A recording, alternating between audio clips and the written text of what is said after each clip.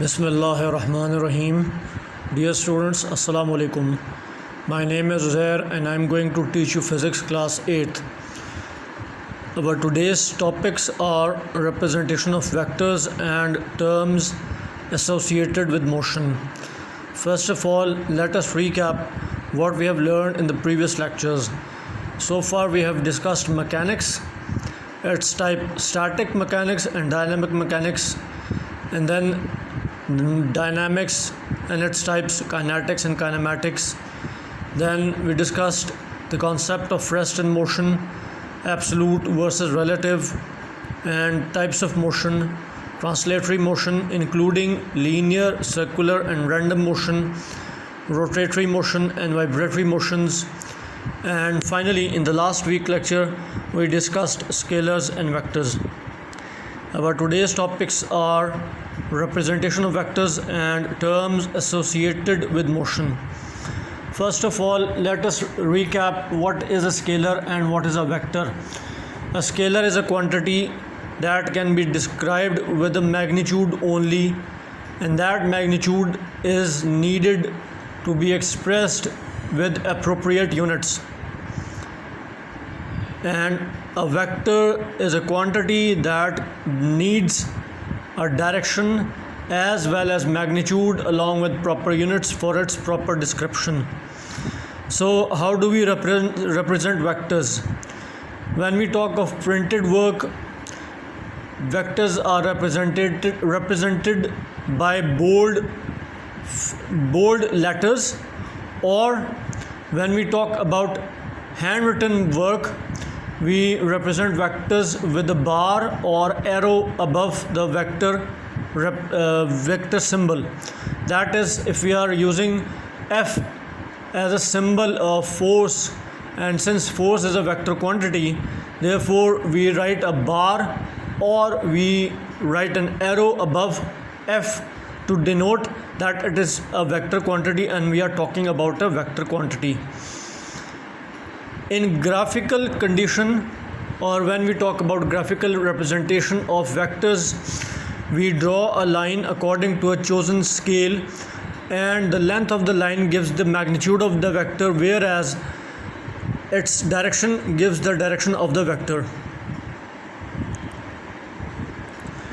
Example 2.1 is your home task for understanding this concept of graphical representation of vectors. Now let us take up the second topic of our lecture, terms associated with motion. First of all, the first term that is associated with motion is position.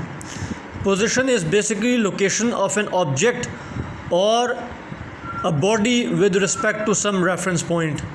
Remember that we talked about relative and absolute notions in our previous lectures, and we have discussed that we need to have a reference point when we talk about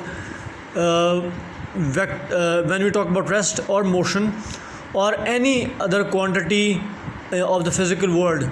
We need to have a standard which we take as a reference point, and then we describe the unknown quantity or the quantity we want to talk about or we are discussing about with reference to that standard quantity. Therefore, position is the location of an object or a body with respect to some standard reference point. Next is distance. Length of a path between 2 points or 2 positions. We call these positions initial or final positions, or initial point or final point. Again, we must remember that distance is a scalar quantity because we are talking about length, and length is a scalar quantity. We are not interested in any direction. We are discussing about the distance or the length between 2 points. But that length is definitely in some is measured with reference to some standard reference point. Next is displacement. The shortest distance between 2 points having magnitude and direction. displacement is a vector quantity because it is the shortest distance between 2 points, from point A to point B, or from point B to point A, or in case we choose any other symbol to represent the 2 points or 2 positions of the body. Next is speed. Distance covered in unit time is called speed.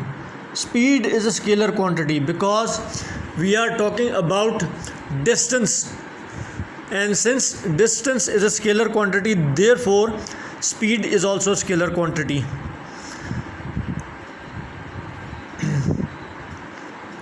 The formula for calculating speed of a body is speed equals distance divided by time, or V equals S over T, or S equals V cross T. Well, V represents speed, S represents distance, and T represents time. If we are given speed of an object and the time it takes for for achieving that speed, we can calculate the distance that the body will travel in that case. Next is velocity. Velocity is displacement covered in unit time. It is a vector quantity. Again, we must remember that distance is length between 2 points.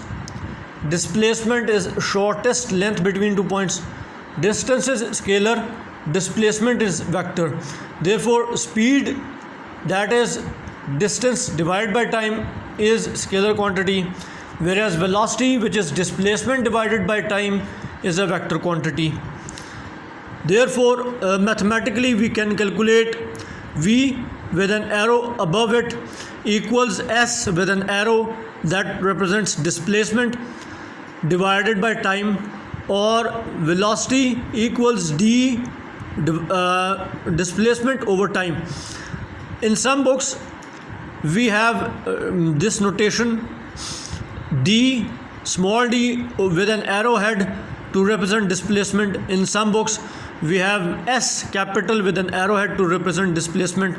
Therefore, it does not make any difference. You need to make sure that you are writing according to the symbols used in your textbook. Now let us talk about uniform speed and uniform velocity. If a body covers equal distances in equal intervals of time, its however small the intervals may be, its speed is said to be uniform. Whereas if a body covers equal displacements in equal intervals of time, however small the time intervals may be, its velocity is said to be uniform. Next is acceleration. Rate of change of velocity is called acceleration. It is a vector quantity simply because velocity is a scalar vector quantity, therefore acceleration is also a scalar quantity. Now mathematically, acceleration is defined as change in velocity divided by time taken to achieve that change. Acceleration is equal to final velocity minus initial velocity divided by time taken. Acceleration represented by small a with an arrowhead with an arrow above it equals Vf minus Vi. Vf and Vi both are with arrows above them, divided by time. Vf represents final velocity and Vi represents initial velocity. Therefore, acceleration is equal to final velocity minus initial velocity divided by the time taken. Next and final topic of today's lecture is uniform acceleration. Equal changes in velocity covered in equal intervals of time, however small the time interval may be, the acceleration of this type is said to be uniform.